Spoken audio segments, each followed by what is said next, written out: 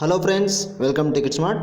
Friends, ಇವತ್ತು ಡಿಪ್ಲೊಮದ್ದು DT ಬಗ್ಗೆ ರೂಲ್ಸ್ ಏನೇನಿದೆ ಯಾವುದಂದರೆ ರಿಸಲ್ಟ್ ಬಗ್ಗೆ, ಮತ್ತು ರೀಅಡ್ಮಿಷನ್ ಬಗ್ಗೆ, ಮತ್ತು ಎಷ್ಟು ಇಯರಲ್ಲಿ ಕಂಪ್ಲೀಟ್ ಮಾಡಬೇಕು, ಮತ್ತು ಕ್ಲಾಸ್ ರ್ಯಾಂಕ್ ಬಗ್ಗೆ, ಇದು ಎಲ್ಲದ್ರ ಬಗ್ಗೆ ಇವತ್ತು ರೂಲ್ಸ್ ಆ್ಯಂಡ್ ರೆಗ್ಯುಲೇಷನ್ನು, ಆಮೇಲೆ ಮಾಲ್ ಪ್ರಾಕ್ಟೀಸ್ ಬಗ್ಗೆ ಏನೇನಿದೆ ಅಂತ ರೂಲ್ಸ್ ಆ್ಯಂಡ್ ರೆಗ್ಯುಲೇಷನ್ ಇವತ್ತು ಡೀಟೇಲಾಗಿ ಡಿಸ್ಕಸ್ ಮಾಡೋಣ. ಫ್ರೆಂಡ್ಸ್, ಈ ವಿಡಿಯೋನ ಪೂರ್ತಿಯಾಗಿ ನೋಡಿ. ನಿಮ್ಗೆ ಗೊತ್ತಿರಬೇಕು, ಇದು ಕಂಪಲ್ಸರಿ DT ಬಗ್ಗೆ ಎಲ್ಲ ಡಿಪ್ಲೊಮಾ ಸ್ಟೂಡೆಂಟಿಗೆ ಶೇರ್ ಮಾಡಿ, ನಿಮಗೂ ಗೊತ್ತಿರಬೇಕು ಎಲ್ಲರಿಗೂ. ಓಕೆ, ಇವತ್ತು ಸ್ಟೆಪ್ ಬೈ ಸ್ಟೆಪ್ಪು ನೋಡೋಣ. ಓಕೆ, ಫಸ್ಟಿಗೆ ಸ್ಟಾರ್ಟ್ ಮಾಡೋಣ. Provision for improvement, surrender of result. The result has to apply for the improvement by surrendering his or her result within 30 days after the announcement of result by paying the fees and as per the norms as prescribed by DT.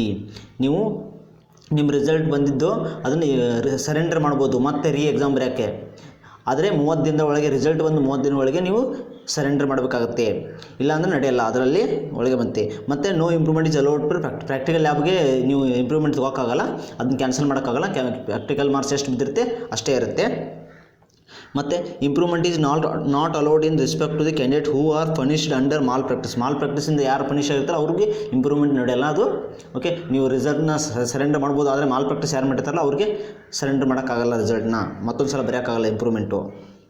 The candidate who wish to appear the improvement of performance shall surrender the original marks card of the semester pertaining to the course to the BT.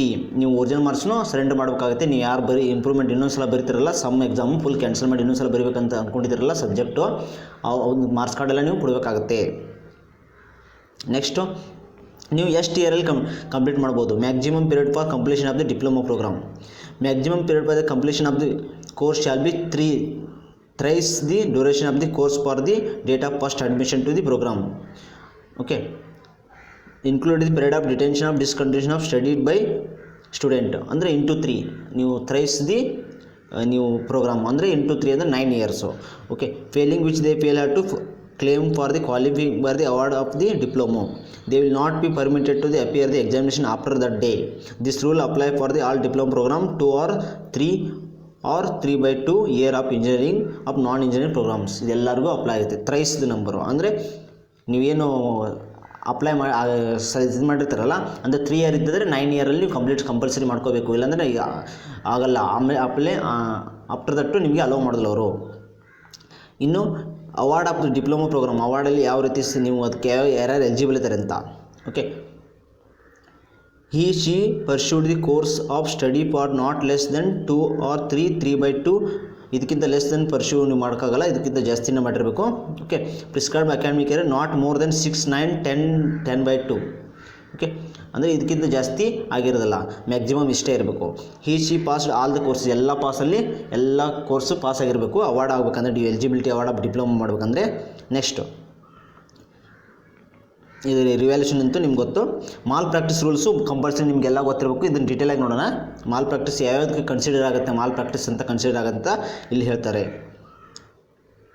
ಇಲ್ಲಿಂದ first one, possession of printed photocopy return material pertaining not pertain to the day of examination. ನೀವೇನು printed material ತೊಗೊಂಡು ಹೋದರೆ ಅದು malpractice ಆಗುತ್ತೆ. Next, calculator, mobile phones ಇದನ್ನೆಲ್ಲ ತೊಗೊಂಡ್ರೆ ಆಗುತ್ತೆ. Next, writing any matter formula definition sketches pertaining not pertaining to the day of examination. ಅಲ್ಲೆಲ್ಲ ನೀವು ಬೆಂಚ್ ಮೇಲೆ ಏನಾದರೂ ಫಾರ್ಮುಲಾ ಡೆಫಿನೇಷನ್ ಏನಾದರೂ ಬರೆದ್ರೆ ಅದು ಮಾಲ್ ಪ್ರಾಕ್ಟೀಸ್ ಆಗುತ್ತೆ.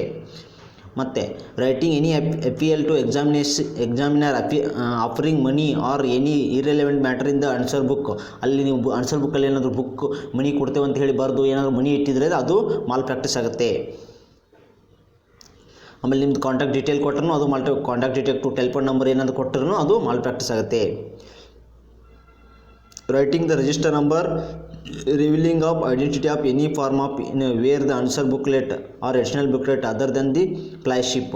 ನೀವೇನಾದರೂ ನಿಮ್ಮದು ರಿಜಿಸ್ಟ್ರೇಷನ್ ನಂಬರು ನಿಮ್ಮ ಪರ್ಟಿಕ್ಯುಲರ್ ನಿಮ್ಗೆ ಗೊತ್ತಾಗಲಿಲ್ಲ, ನಿಮ್ಮ ರಿಜಿಸ್ಟ್ರೇಷನ್ ನಂಬರ್ ಏನಾದರೂ ಬರ್ತಿದ್ದಂದರೆ ಅದು ಮಾಲ್ ಪ್ರಾಕ್ಟೀಸ್ ಆಗುತ್ತೆ.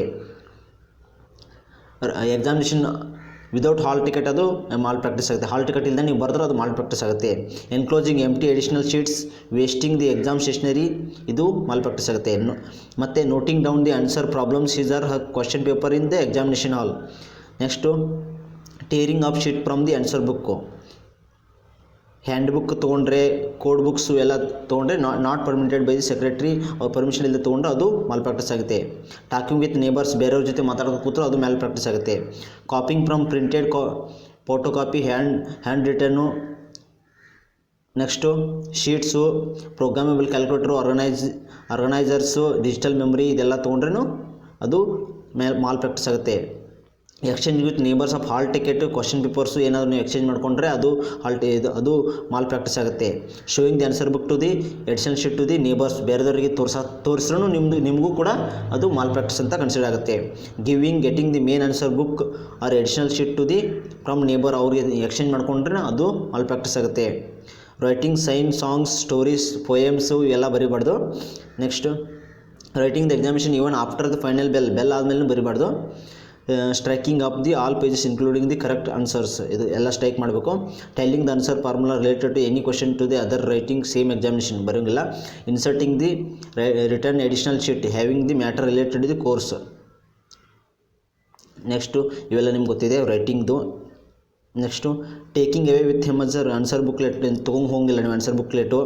Trying to take away from damage other candidate answer booklet ಇದು ಗೊತ್ತಿದೆ. ನೆಕ್ಸ್ಟು ಇವೆಲ್ಲ ನಾರ್ಮಲ್ಲು ಇವೆಲ್ಲ ನಿಮ್ಗೆ ಗೊತ್ತಿದೆ. ನೆಕ್ಸ್ಟ್ ಪನಿಷ್ಮೆಂಟ್ ಏನಂದ್ರೆ ನೀವು ಇನ್ ಕೇಸ್ ಏನೋ ಮಾಲ್ ಪ್ರಾಕ್ಟೀಸ್ ಆದರೆ ಪನಿಷ್ಮೆಂಟ್ ಏನೇನಂತ. Subject performance of the paper concern semester written of candidate in that examination will be cancelled. ನೀವು ಏನು ಎಕ್ಸಾಮಿನೇಷನಲ್ಲಿ ಬರುತ್ತಲ್ಲ ಆ ಎಕ್ಸಾಮಿನೇಷನ್ ಫುಲ್ ಕ್ಯಾನ್ಸಲ್ ಮಾಡ್ತಾರೆ, ಫುಲ್ ಸೆಮಿಸ್ಟರ್ನೇ ಕ್ಯಾನ್ಸಲ್ ಮಾಡ್ತಾರೆ. Next subject performance of all papers of the concern semester written by the candidate in the examination included practicals will be cancel. ಎಲ್ಲ practical cancel ಮಾಡ್ತಾರೆ ಮತ್ತು ಪೇಪರ್ಸ್ ನೀವು ಫುಲ್ ಸೆಮಿಸ್ಟರ್ ಕ್ಯಾನ್ಸಲ್ ಮಾಡಿರ್ತಾರೆ. ಮತ್ತೊಂದು ಸಲ ಬರೀಬೇಕಾಗುತ್ತೆ ನೀವು. ಅದೆಷ್ಟು ವರ್ಷ ನೋಡೋಣ. Subject problems all papers return by the candidate in that examination will be cancel and the candidate May further depart for 1, 2, 3, 4, 5, 6, 7, 8 more boards. ಅವ್ರು ಎಷ್ಟು ಇಯರ್ ಬೇಕಾದರೂ ಡಿಪಾರ್ಟ್ ಮಾಡ್ಬೋದು ನೀವು in case may be PEC plus. Okay,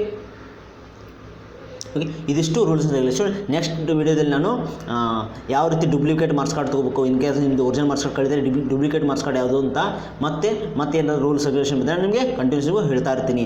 friends, ಈ ವಿಡಿಯೋನ ನಿಮ್ಮ ಫ್ರೆಂಡ್ಸ್ಗೆಲ್ಲ share ಮಾಡಿ. ನಿಮ್ಗೆ ಈ ವಿಡಿಯೋ ಇಷ್ಟ ಆದರೆ ಲೈಕ್ ಮಾಡಿ ಹಾಗೂ ಸಬ್ಸ್ಕ್ರೈಬ್ ಮಾಡ್ಕೊಳ್ಳಿ. Okay, thanks for watching guys.